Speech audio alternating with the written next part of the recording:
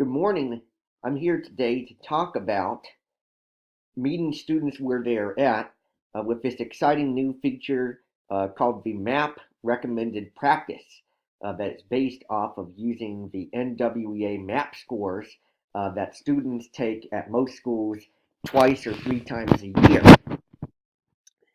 And I want to talk about this because I think it's a really quick, exciting way that Khan Academy is doing a really good job providing differentiated instruction resources for teachers.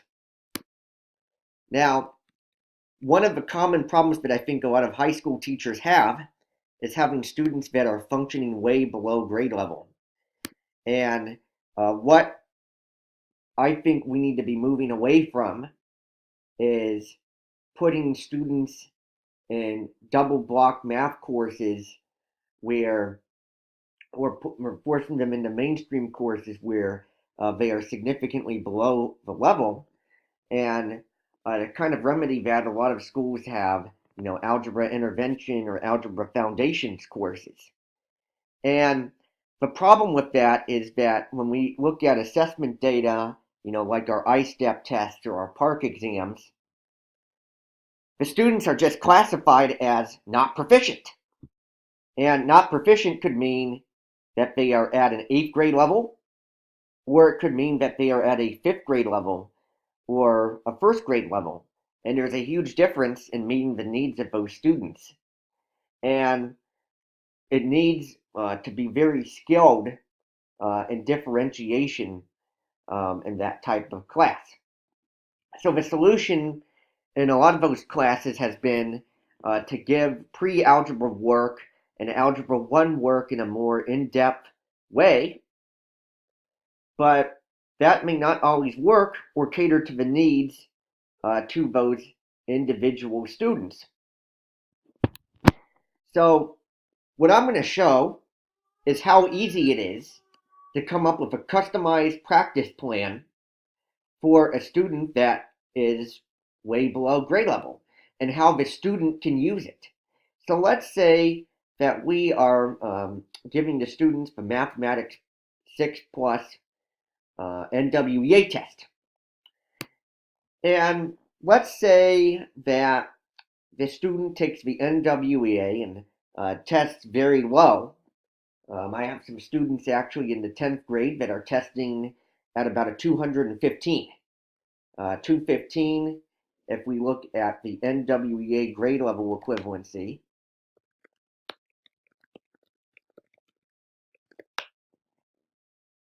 just to kind of get some perspective here, 215 is right around a mid-year 5th grade math level. So somebody who scores at a 215 needs problems at their level. And when you're forcing pre-algebra or algebra 1 onto them, and they don't have the fundamentals of 5th grade math, it seems to me that it's a dead horse that we're hitting. So what we can do actually is we can implant the scores that they got. So let's say, they're maybe a little bit better in algebra and they got, something like 221, but their number sense is really deficient. They got like a 204. And then for geometric thinking, they got a 215. And they got like a 218 for the statistics and probability. So what you can do then is you can show me the recommendations. And what happens here is that the student gets a customized practice plan. And what I like about this is they're not told that they're at a 5th grade math level. They're given something that's around their score. And you can say to the student, okay, you got a 221 on algebra. So on operations in algebra, you're going to be given the exercises for the 220 to 223 range. And you can make goals with them and you could say, okay, A year worth of growth is 3 points. I'd like you to improve 5 points this year. And even better is when you click on it, you can actually see what skills they need to work on and what skills are exactly at their level. And it meets them where they are at, because the written score is actually a score that, I believe, where they have 75% chance of getting that question correct. So what's nice about this is that the student and teacher can keep track of the number of skills.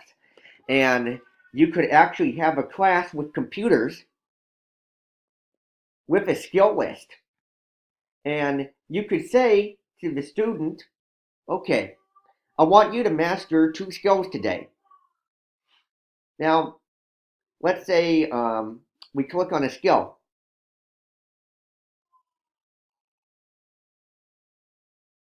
Let's say, the student is working on ratio tables. So they're given problems at their level immediately. So this says Martha needs 28 strawberries for every 4 smoothies that she makes.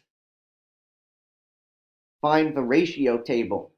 And what's nice about this is that the student can make ratios in the color of their choice. So they can use a pen, and let's see, we could say Martha needs 28 for every 4. So maybe they do 28 over 4.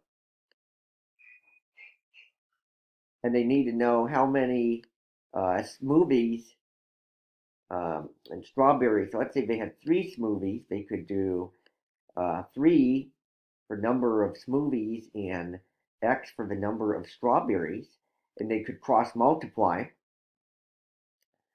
Or they could kind of use some common sense and say, okay, 28 divided by 4 is 7.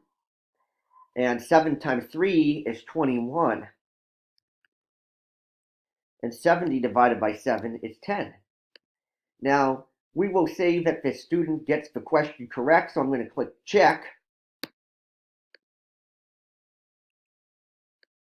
Oh no.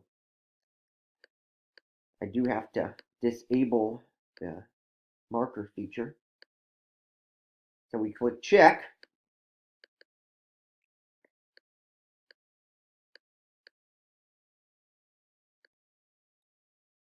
And it says, great work, keep going. And actually, I work with a homebound calculus student on the Calculus Khan Academy program. And one of her favorite features is the nice ding that you get when you get a problem correct. And teachers and students can keep track of the points. They get energy points for this. And it's really, I think good, fits the developmental mode of the demand for the instant gratification that our students have. All right, let's say that the student goes into this skill and is struggling. So the student can either get a hint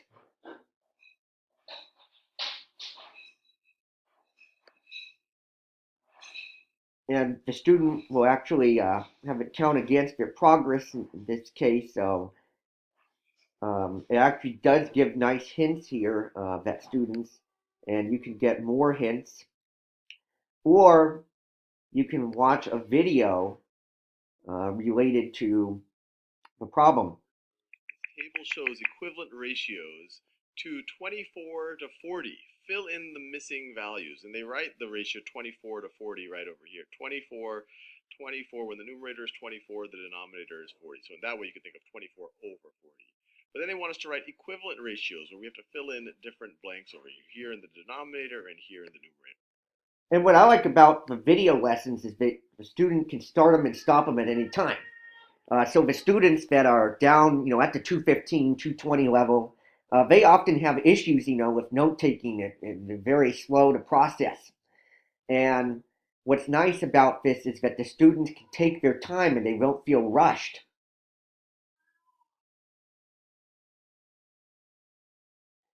So this is some really good stuff.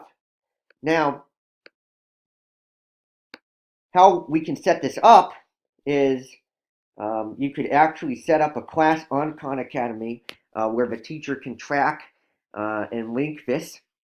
You can also add students at any time. Now, what I think is kind of the way that Khan Academy can improve at the high school level, I think it's done maybe a little bit better for those at the middle and elementary school levels because there's a greater than 231 section, which, 231 actually is actually around the 10th grade level, but, to pass the 10th grade test, though, the student often has to, I think, be, at least in the 245 to 250 range. That's where, at least, I like my students to be college ready, getting above that 245 to 250 range. So I would suggest in the future, maybe if Khan Academy, and I'd like to even, help out with this and find ways that we could do this, but go maybe add a 231 to 235, add some more specific score ranges in the 230s and 240s, and maybe even have some 250s and 260 stuff to challenge our more advanced students so that they too could benefit from the customized experience. However, I think, for those kids, if they actually go to the Algebra 1, Geometry, Algebra 2 curriculum that's set out on math by subject, or even the SAT prep too, where they have their prep directly aligned to the SAT and ACT, or actually just SAT, that would be good for them. So I think, we have a big problem in this country right now of not meeting high school math students at where they are at. And we often try to fit them into a one size fits all curriculum, even in our support classes. And a problem also is that we're using our data and misusing our data. So, like if a student fails the I-step, we say that they're not proficient at 10th grade math, and we automatically, show them pre-algebra or algebra 1. And this is not the right way to go. The right way to go is to give them problems at their level. Students need to be able to feel successful and work at problems at their level. And if they are given problems at their level, they can grow, sometimes even 2 years worth of material by working through problems at their level. So I hope that more teachers can use resources like these and brainstorm how we can use resources like these so that we can meet our students where they are at.